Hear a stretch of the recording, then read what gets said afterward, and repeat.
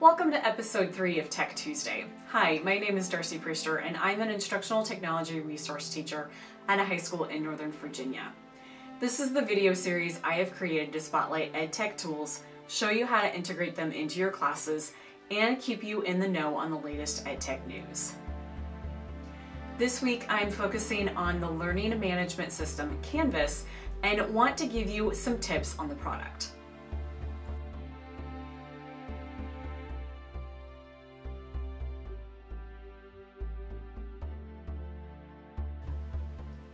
Before I jump fully into these tips, let's talk about what a learning management system or an LMS is. An LMS is designed to be a way to extend your classroom and create opportunities for blended learning. That is, activities that connect between face-to-face and online time. Activities shouldn't just be face-to-face or just online, but extend the learning going on in both avenues. The other thing to keep in mind is that an LMS is designed for student use. This is the way your students will continue to connect with your content, and it should be designed in a way for them to move through your course. In other words, your Canvas course should not be designed for only teacher use or as a storage warehouse for activities. My first tip on Canvas's features is on the calendar. Instructure, the parent company behind Canvas, places emphasis on the calendar as one of the most important features of the product. This is where both teachers and students can see important events, reminders, and assignment deadlines.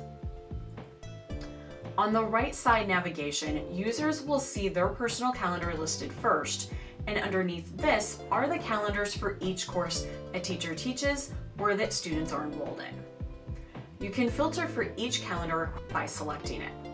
When there is no color showing in the box and the text is grayed out, that means that this calendar view is off. Click on it again to see appointments for that calendar. This allows you to view as many calendars at one time as you want. Whenever an assignment with a due date is created within the course, it will also be automatically added to the course's calendar. This is very important to remember, as this should be the first place for students and any parent observers to see when assignments are due.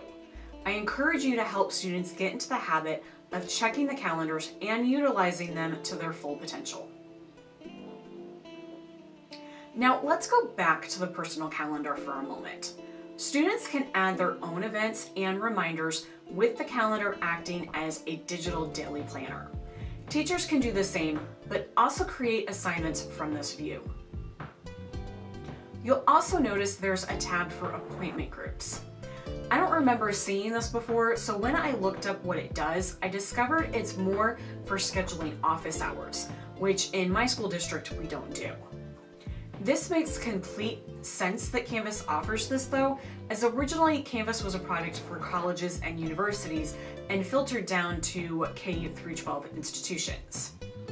My next thought was, could this be used for parents to book appointments during parent-teacher conferences?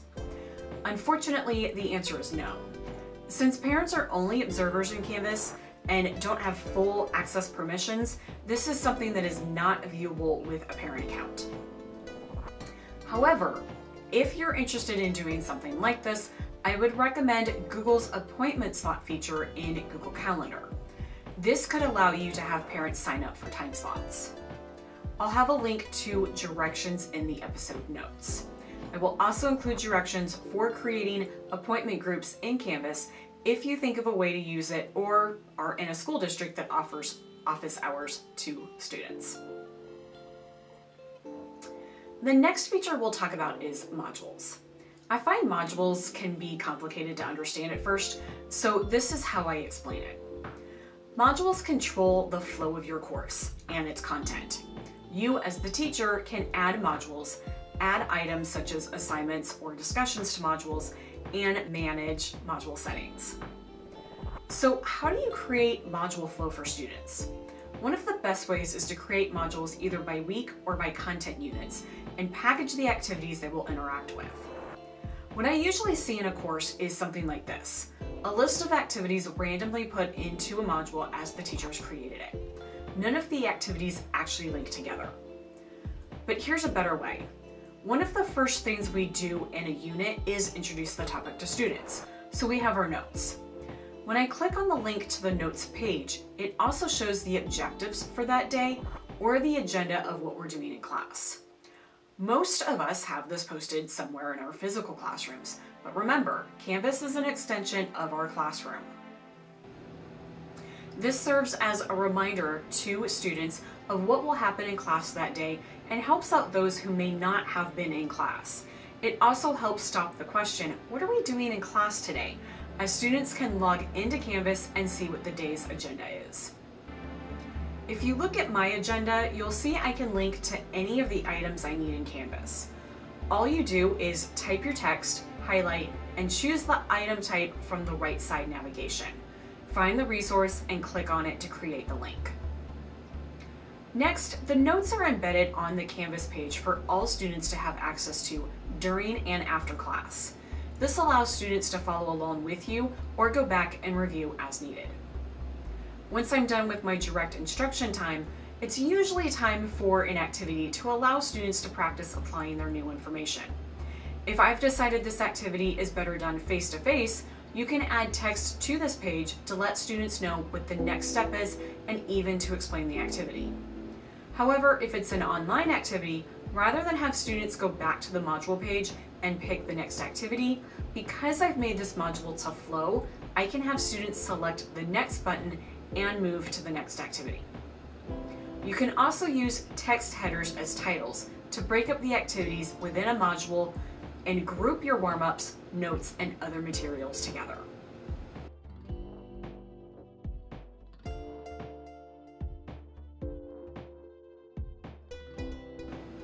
I've got 2 tips about assignments for you. The first is about setting an availability date. When you create an assignment, you have to pick an option to save and publish or just save. If you're setting up assignments ahead of time but don't want students to have access to it until a certain time period, it can be annoying to try and remember to publish it at a certain time. So you can publish the assignment instead and set a date for when it should be made available to students. This will save you time and hassle. The other tip is about adding external tools to assignments. In the last episode, I highlighted how Google Drive can be integrated with Canvas. Go here if you haven't watched it yet. But Google isn't the only app that can be integrated. Several of the most popular EdTech products are able to be integrated too, such as Flipgrid, Edpuzzle, BrainPop, and more. If at any time you want to see what students see in your course, click the Home button on the right side navigation and click on Student View. This will allow you to view your entire course as a student. Finally, my last tip is to check out the Canvas guides. These are located under the Help icon on the left side navigation and can be a good place to learn about the many various features of Canvas. There are written directions as well as videos provided. I hope these tips will come in handy to you as you continue to use Canvas. If you have other tips you would like to share for a future episode, please contact me through email or on social media at misspriester_ITRT. I want to take a moment and talk about the production schedule of Tech Tuesday.